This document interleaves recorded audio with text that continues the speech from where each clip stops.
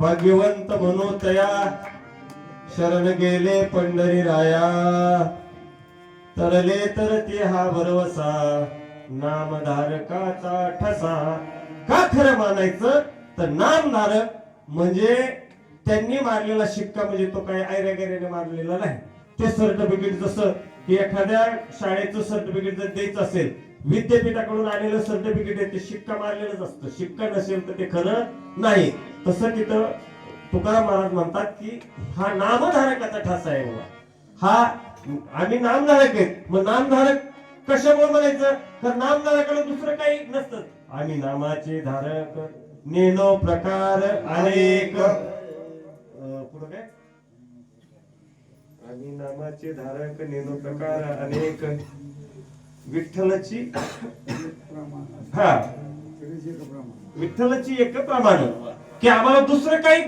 म्हणजे विशेष नाही आमच्या जीवनामध्ये आम्हाला फक्त विठ्ठल सोडून दुसरं कुठलंच नाही तेवढंच नाम आमचं असल्यामुळे आम्ही नामधारक आहेत आणि त्या नामधारकाचा त्याच्यावरती शिक्का आहे म्हणून की जर भाग्यवंत व्हायचं असेल तर खऱ्या अर्थाने काय करावं लागेल तर त्या भगवंताला शरण जावं लागेल आणि शरण गेल्यानंतर मात्र तुमचा ह्या भवसागरामध्ये हे जे जन्मायचे मृत्यू पावायचे जन्मायचे ह्या सगळ्या ह्या राडगाडीतून तुम्हाला बाजूला जाता येईल आणि मग काय तर म्हणलं तिथं भुक्ती मुक्ती हे जे काही स्थळ आहे ते तुम्हाला मिळू शकतं पण कुणाला ज्याचा भाव भोळा असेल निर्मळ अंतःकरण असेल त्यालाच भोळ्या भाविका निर्मळ कारण निर्मळ आणि भाव युक्त अंतःकरणाने जर असेल तर देव लवकर दिसतो एक हौद होता हौदात पाणी भरलेलं होतं आणि पाणी भरलेलं होतं तिथं झालं काय की एक मुलगा गेला खेळता खेळता त्याच्याकडे एक नाणं त्याच्यात पडलं आता नाणं पडलेलं होतं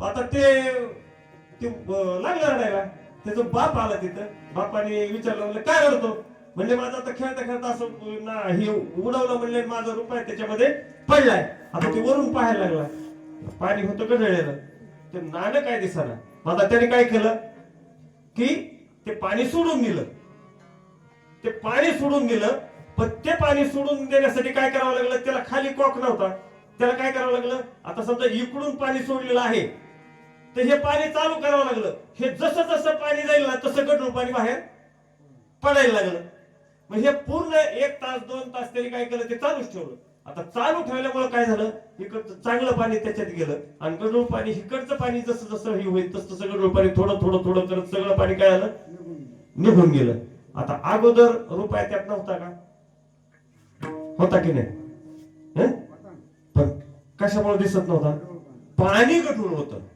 बरोबर आहे ना रुपया अगोदर पण होता पण दिसत नव्हता कारण का पाणी गढूळ होतं आता रुपया दिसतोय पण आणि नुसतं दिसत नाही पाण्यात रुपया कसा दिसतो उचलल्यासारखा बघा तुम्ही वस्तू कुठली हे रुपया मी उदाहरण सांगितलं पण पाण्यात टाकलेली वस्तू जर स्वच्छ पाण्यात जर असेल तर ती तळाला वाटत नाही ती अशी उचलल्यासारखी दिसते का तर ते निर्मळ पाणी, स्वच्छ पाणी तिथं असतं. म्हणून एकच सांगतो की अंतःकरण जर शुद्ध असेल तर ईश्वर तुमच्या हृदयातच आहे, तो दिसायला वेळ लागणार नाही. पण अंतःकरण जर गढूळ असेल तर किती डोकं पण तुम्हाला ईश्वर दिसणार नाही. आणि मग त्याच्यासाठी तिथं सांगितलं तुकाराम महाराजांनी की म्हणले काय करायला पाहिजे, तर ते निर्मळ अशा अंतःकरणाचा जो भाविक आहे त्याच्यासाठी भक्ती मुक्ती सगळं काही तिथं मिळणार आहे. का तर तो देवाला अनन्य भावानं शरण गेल्यामुळे. म्हटले पण एक आता ही तुला अवघड आहे, तर ह्याचा भरोसा काय, तुम्ही हे सगळं सांगताय तुकाराम महाराज, पण ह्याला विश्वास काय ठेवायचा?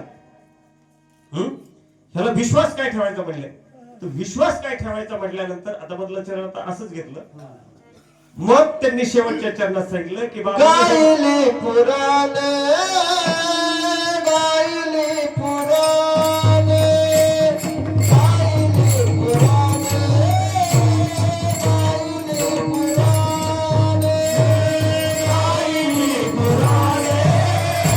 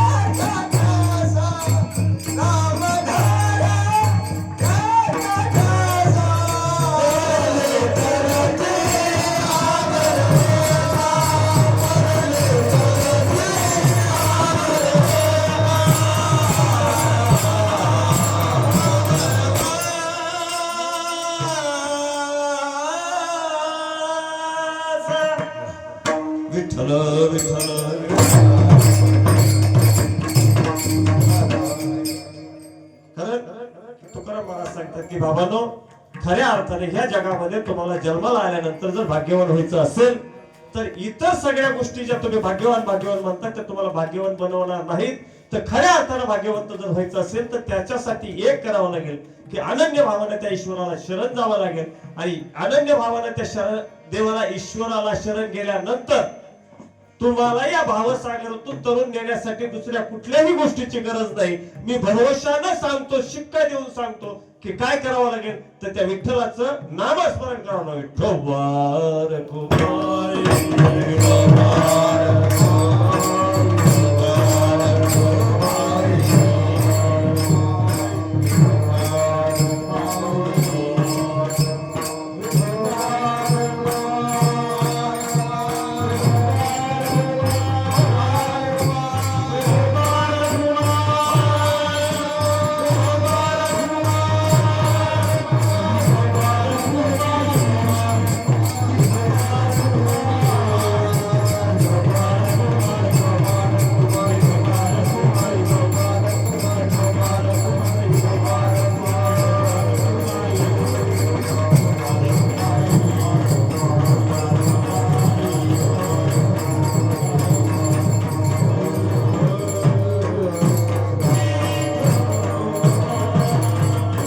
भाग्यवंत म्हणोतया शरण गेले पंढरी राया. तरले तर ते हा भरवसा नामधारकाचा ठसा. भुक्ती मुक्तीचे ते स्थळ भोळ्या भाविका निर्मळ. तरले तर ते हा भरवसा नामधारकाचा ठसा. गायली पुराणे तुका म्हणे वेदवाणी. तरले तर ते हा भरवसा नामधारकाचा ठसा. आज खऱ्या अर्थानं आज ह्या चौथ्या दिवसाची सेवा माझ्याकडे अचानकपणानं चेअरमन यांनी सगळ्यांनी अगदी पारखे साहेब असतील, संभाजीराव असतील, ही सर्वच मंडळी इथले साहेब असतील, पांडवे चेअरमन मला ज्यांनी फोन केला आपलं काय प्रवीण बाबासाहेबांचा आणि सर्वच मंडळी इथं आता आमचे भारती वाघमारी पण बसलेत. सर्व मंडळी सगळी आता रोजच्या परिचयातली मंडळी आहे. तर सर्व तुमचं सगळ्यांचं प्रेम म्हणून आणि एक आहे की मला म्हणजे कुठं काय गेल्यानंतर काही कुणाला वाटेल काय होईल ह्याच्यापेक्षा आहे ना एक लक्षात घ्या की आपण काही कुणाचा रुपया घेत नाही देत नाही. आपण आपल्या खर्च घेतो, सेवा करून जातो. ह्याच्यातून फक्त मिळवायचं काय तर फक्त तुमचं सगळ्यांचं प्रेम मिळवायचं एवढंच फक्त उद्देश मी ठेवतो. कारण जे मिळवलं ते कुणी काही नेलं नाही, नेलंय कुणी एखाद्याने काढलं की एटीएम तसलं काही न्यायचं वर जर नेहता काहीच येत नसेल, जर नेहता काहीच येत नसेल तर त्याचा इतका संचय तरी का असावा. गरजेपुरतं नक्कीच असावा पण इतका संचय तरी का असावा की त्याच्यासाठी माणसं मारायला लागली, धन कमवण्यासाठी माणसं मारायला लागली. अरे धन तुमच्या माझ्या म्हणजे सुखसुविधांसाठी असायला पाहिजे. गरजेपुरतं गरजेचं पण आहे. आणि म्हणून की बाकीचा विषय नाही घेता त्या दिवशी पहिल्या फोनला मी सांगितलं मी येतो म्हणून. आणि काय होतं ह्या व्यापातून जमेल तसं आता काय अभ्यासाला आज दिवसभर बसायचं. सकाळी सकाळी आमच्या सनी म्हणतात त्यांच्या बहीण वारली, सावडायला गेलो गयाबाई. तिथून आलो सरुबाई घागरे कंडक्टरची आई वारली, तिची मयत करून 1 वाजता घरी आलो. घरी आल्याबरोबर एक पाहुणे होऊन फोन आला. तिथं ते जमवायला ते 5 वाजवले त्यांनी सगळं ते कपडेवाडीतली जमीन आणि ते ते पलीकडे ते आमच्या ते गवाऱ्यांची नाही का त्यांच्या मुलाला. आणि 5 वाजता आल्यावर म्हणजे गावकऱ्यांचा हिशोब आता यात्रा आली ना तिथं ते हिशोबाला तिथून पण करून म्हणजे बसायला सुद्धा वेळ मिळत नाही. पण एकच आहे की तुमचं सर्वांचं प्रेम खऱ्या अर्थानं अभ्यासाची गरज नाही. तुमचं सगळ्यांचं प्रेम मला बोलवतं आणि 2 तासाची सेवा तुम्ही करून घेता. मी काहीच नाही, मी कुणीही नाही. तुमच्या प्रेमाने खऱ्या अर्थाने 2 तासाची सेवा करते. पण हे घडत असताना काही अपशब्द एखादा किंवा शास्त्रसंमत एखादी गोष्ट गेलेली नसेल तर ती नक्की माझ्या बुद्धीचा दोष आहे. आणि जे काही योग्य असेल तुमच्या फायद्याचं असेल ते संतांनी दिलेला निरोप आहे. तो एक पोस्टमनच्या रूपात मी फक्त तुमच्याकडे तिकडचं पत्र एक तुमच्या हातात द्यायचंय. मी फक्त पोस्टमन आहे. या उद्देशाने मी फक्त ती सेवा करतोय. ही सेवा खऱ्या अर्थानं ती त्याच्यात काही जरी समजा आता शेवटी सगळी सातकरी आहेत, सर्व महाराज मंडळी आहेत, खूप छान साथ केली.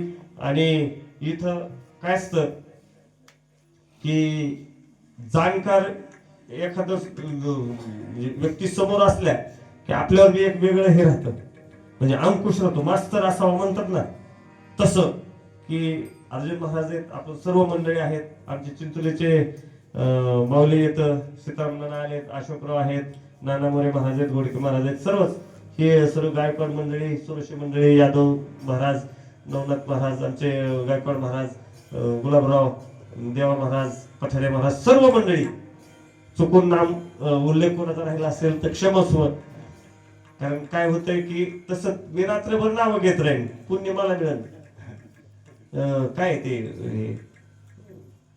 घेता हा पुण्यवंत व्हावे घेता सज्जनाची नावे.